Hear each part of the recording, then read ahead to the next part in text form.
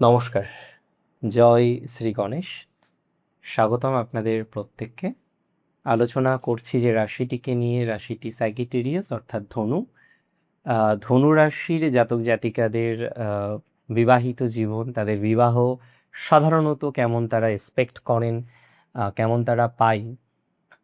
আমরা একটা গান ছোটবেলায় শুনতাম, যা চেয়েছি আমি তা পাইনি, আর যা পেয়েছি আমি তা চাইনি, এরকম কিছু। ধনুরাশির বিবাহিত জীবন সম্পর্কে আলোচনা করার আগে রবীন্দ্রনাথ ঠাকুরের একটি বিশেষ আহ, লেখনী তুলে ধরতে হয়।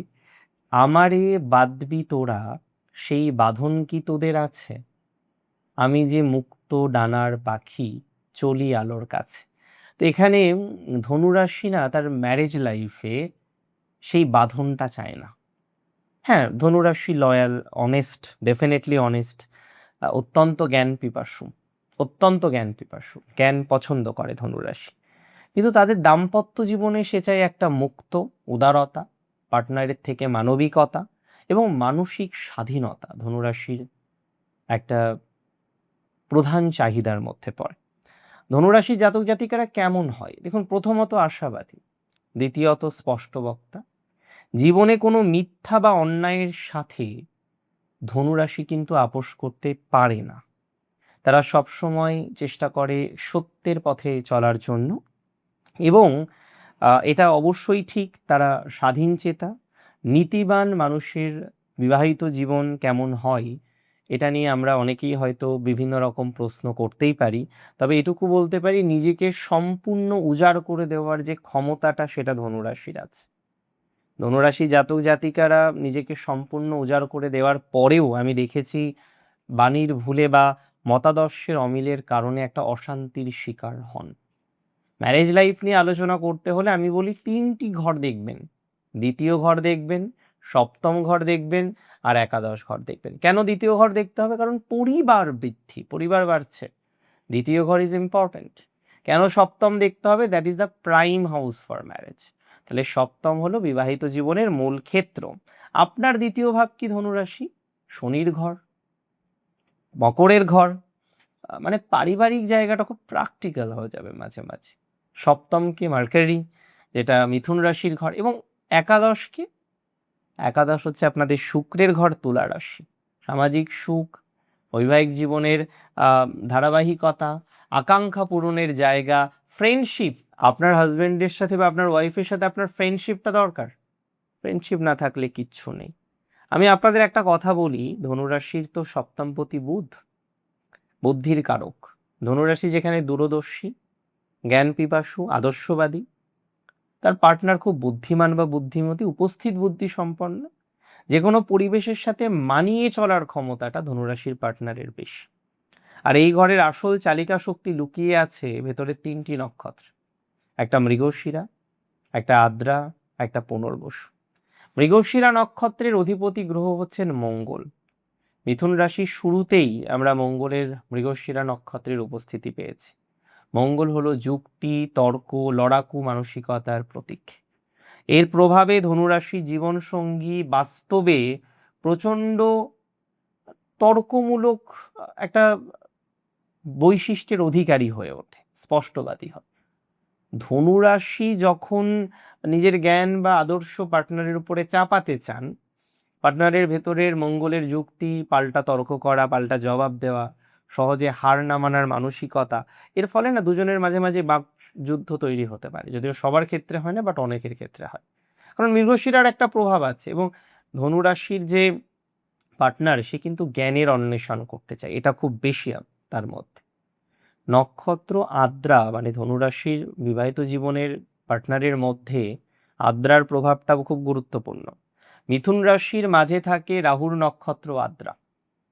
মাথায় রাখবেন, রাহু হলো চাতুর্য ও আধুনিক মনস্কতার কারক।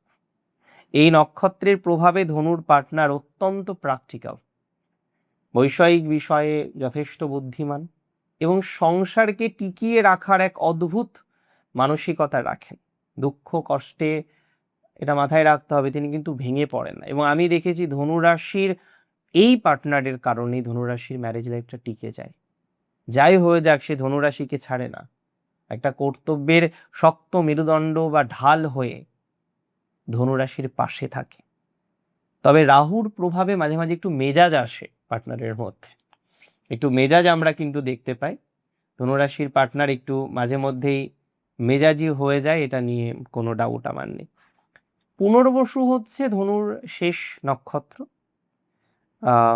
দেবগুরু যেখানে আমি বলবো ক্ষমাশীল, ধনুরাশির পার্টনারের মধ্যে ক্ষমা করার মেন্টালিটি, ধৈর্যশীলতার মেন্টালিটি, এগুলো আমি প্রায়শই দেখি। এবং একটা আধ্যাত্মিক চেতনা, একটা ম্যাচুরিটি প্রচুর পরিমাণে আমরা লক্ষ্য করতে পাই। ধনুরাশি যখন নিজের স্পষ্ট বক্তা স্বভাবের কোনো ভুল কথা বলে ফেলে, হ্যাঁ, শ্বশুরবাড়ির সাথে অশান্তি বাঁধিয়ে ফেলে, অনেক ক্ষেত্রেই সেটা হয়, তখন পার্টনারের ভেতরের এই বৃহস্পতির গুণ, বৃহস্পতির ধৈর্য তার পুরো পরিস্থিতিটাকে সামলে নেয়। এটা খুব ইম্পর্ট্যান্ট। ধনুরাশির বৈবাহিক জীবনের প্রতিবন্ধকতাগুলো কি কি? প্রথমত, ধনুরাশির দ্বিতীয় ভাব হচ্ছে মকর, এবং শ্বশুরবাড়ির লোকজনদের সাথে ধনুরাশির তীব্র মনস্তাত্ত্বিক একটা দূরত্ব তৈরি হয়। ধনুরাশির মানুষরা মুখের উপরে সত্যি কথা বলে দেন, কোনো ডিপ্লোম্যাসি বা কূটনীতি বোঝেন না। এই বাণীর ভুলের কারণে শাশুড়ি বা ননদের সাথে ধনুরাশির অনেকের সম্পর্কের ডিস্টারবেন্স আসে, খুব ডিস্টারবেন্স আসে। হয়তো মুখে মুখে আসলো না, বাট গোপনে গোপনে এটা না মাঝে মাঝে ব্লাস্ট করে, গোপনে গোপনে এটা না প্রচণ্ড পরিমাণে সমস্যা তৈরি করে দেয় ধনুরাশির ম্যারেজ লাইফের ক্ষেত্রে। ধনুরাশির সব থেকে বড় চিন্তা, বোঝানোর চেষ্টা করলেও তার পার্টনার অনেক সময় বুঝতে চায় না। ধনুরাশির মধ্যে জ্ঞানের অভাব নেই, ম্যাচুরিটির অভাব নেই, পরিপক্কতার অভাব নেই, কিন্তু বারবার বারবার বোঝানোর চেষ্টা করলেও ধনুরাশির জাতক জাতিকারা বুঝতে চায় না, ধনুরাশির জাতক জাতিকারা বোঝাতে পারে না তার পার্টনারকে। এটা ধনুরাশির কাছে খুব কষ্টের।